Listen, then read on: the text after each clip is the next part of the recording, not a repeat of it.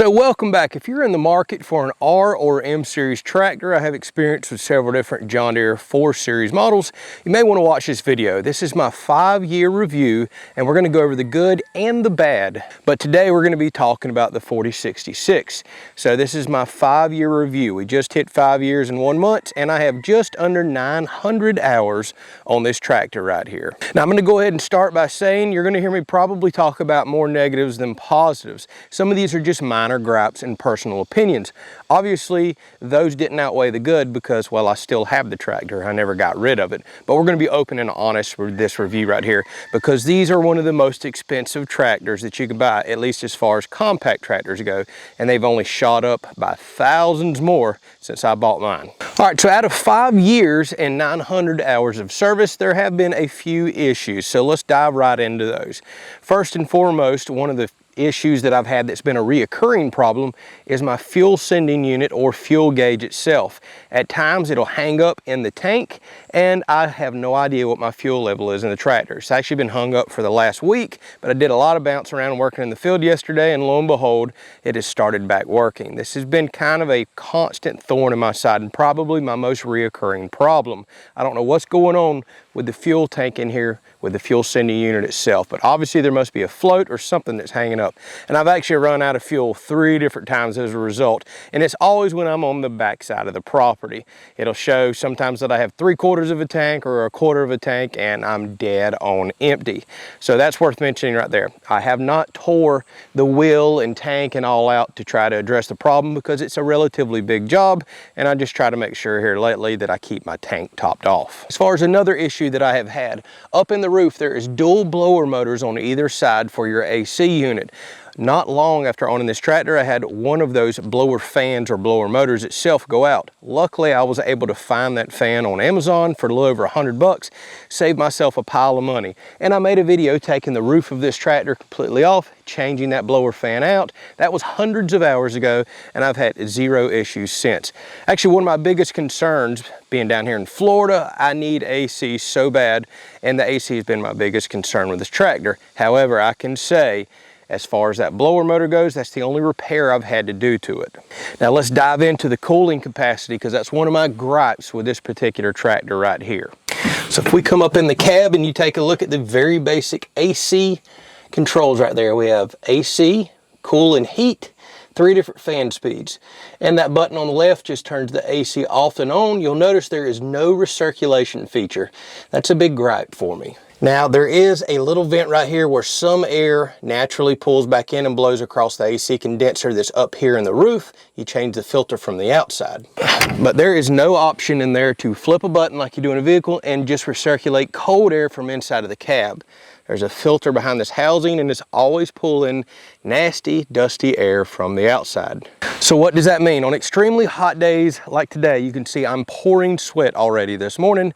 Well, whenever we start getting in these 95 to 100 degree days with high humidity in the south, I find that I have to run this AC on full blast the entire time that I work. I'd say 95% of the time this AC is cold enough to keep me nice and comfortable in there, but there are some rare instances when I'm out mowing a field for hours at a time. You've got the heat of the engine heating up the glass and some of the inside components, and I find the AC a little lacking. If there was a recirculation feature in this tractor like I see in others to where I could constantly recirculate just the cold air inside, I think it would be perfect and I'd have 0 issues. The other option that I have is I could tint the windows, which would make a dramatic difference and probably get me right where I need to be. Problem is, I don't prefer tinted windows on a tractor, especially when working early in the morning or late at night. I don't like the visibility that it reduces for you. Now this is a minor gripe, like I said, because I do find the AC adequate the majority of the time, and often I'm running it on speed 1 or 2 in the mornings or when we're not having such a hot day. But if you're in Texas or anywhere in the south like we are, you're going to find the AC a little lacking on these tractors right here. So let's jump back in the cab, show that off real quick because that's another minor gripe that I have. For this being one of the most expensive compact tractors made, I find the interior very lacking as far as features go. All right, so here's a quick look. Cup holder, which is a big gripe. It does not hold tumblers. This cup holder is a very poor design. It is not big enough at all. So constantly have drinks just flopping around in here and trying to bounce out. little bit of storage, that's nice. I try to cram a few things around the seat. Overall, this is actually a very small cab. This is the same cab that's on their next series down 3 Series tractors. So if you're a large person, that's something to consider. You need to go sit in one of these. Now the 4 Series are very decked out tractors as far as all the different power controls and different settings here. Load match settings. I can control my hydrostatic, roll forward, roll back, how sensitive the pedals are, just all kinds of controls here.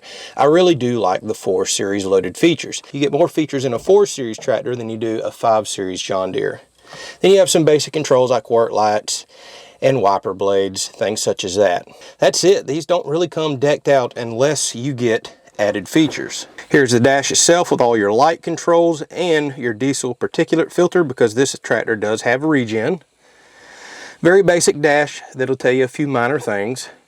Wiper controls over here, throttle, 4-wheel drive, and my particular one did come with a radio, although I'll admit I never use it because it sounds horrible. There's only 2 tiny speakers up here. I found the radio is not adequate to get over the engine noise. No sunroof, no rear vents, anything like that. So again, that's just maybe a minor complaint on my part, but what kind of gripes me a little is, again, these tractors I believe are in the 50 or 60 something $1,000 range now, just unbelievably expensive. And I have looked at comparable model tractors that are less horsepower from other lesser known brands that'll have far more features inside the cab.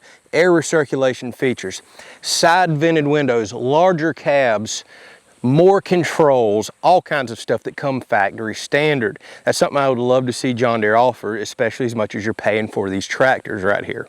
I don't necessarily want a sunroof or anything like that because that's just another leaking point, but side vented windows right here would be amazing when working in the fall. I would love to let outside cool air in instead of having to always run the AC itself. So keep in mind, other brands are going to give you far more features inside and actually outside than this particular tractor right here will.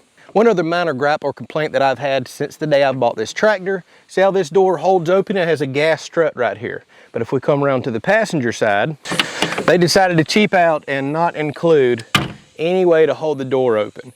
And you'll be shocked how much you will actually come to this side to work a loader control arm or to kick your PTO off and on if you're running a wood chipper, run your throttle up and down, and I physically have to sit here and hold the door open for an extra few dollars on their part. They could have put a gas strut over here. That's something I really would have liked to have seen. Not a deal breaker though. Something else I'm not truly fond of is the hood design. So you have to push a button in down here. I believe the newer models have a latch. It holds up, but that's all the access you get. So whenever you're needing to get to the side of the engine, well, there's huge panels on there. I would love to see a full hood with sides and all that come up like some of the other models. It would make working on the tractor a whole lot easier. So sometimes whenever you have to do oil changes or get to certain parts of the tractor for clean out, you actually have to flip some tabs and remove the side panels themselves. Again, not a deal breaker, but I would love to see a different hood on it. Filters are relatively easy to access, especially the fuel filters. There's another one back in here that's a little complicated to get to. I do like where the battery is. That's nice, easy access, not up front like it was on my old tractor.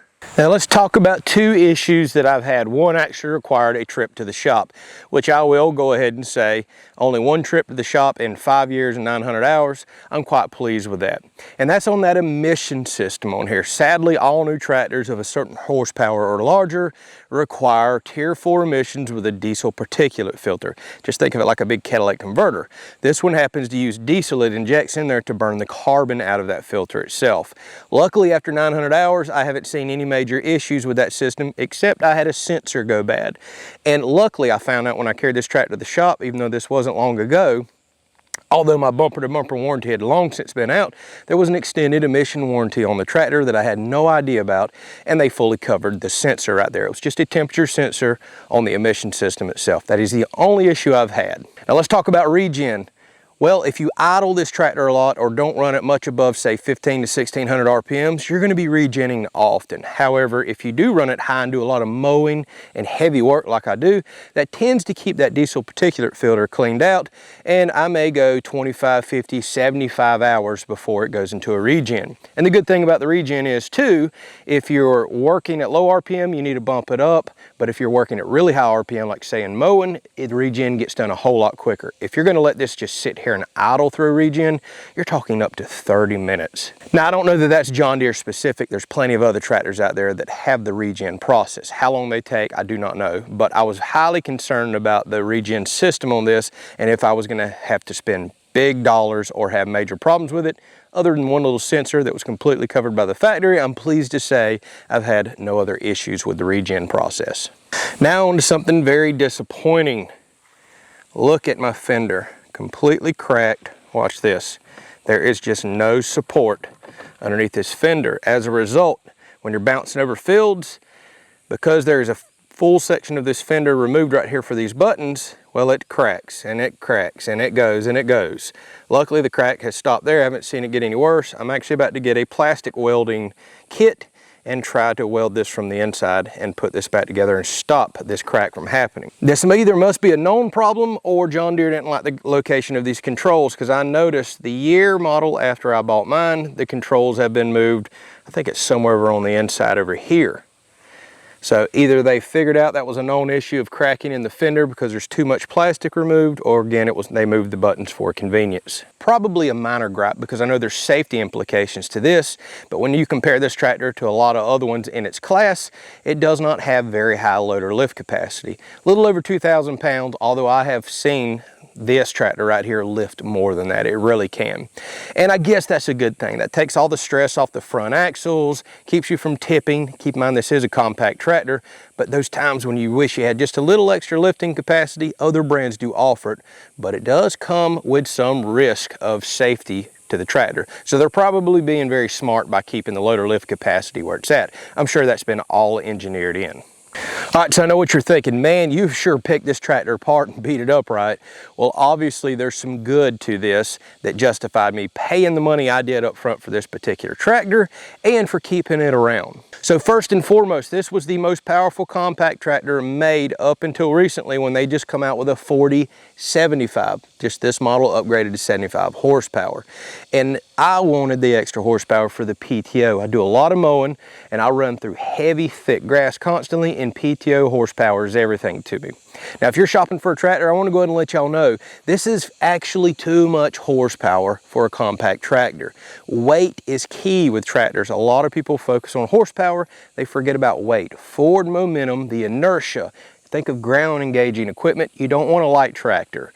So when you wind up getting this high horsepower, either it's going to bypass the hydraulic pressure back to the system if you overwork it, or it's just going to spin the tires. But in the cases like mine where you need the PTO horsepower, high horsepower is great. My father's 4052 will pull a disc just like this, a 4044. You can get away with lower horsepower tractors, trust me. But if you need that PTO horsepower, that's why I bought this one right here. It was the most powerful made at the time. By far the biggest reason I went with this tractor was my previous John Deere was 13 years old and was bulletproof, rock solid. John Deere's been known for reliability. I ultimately think that's what you're paying the big money for.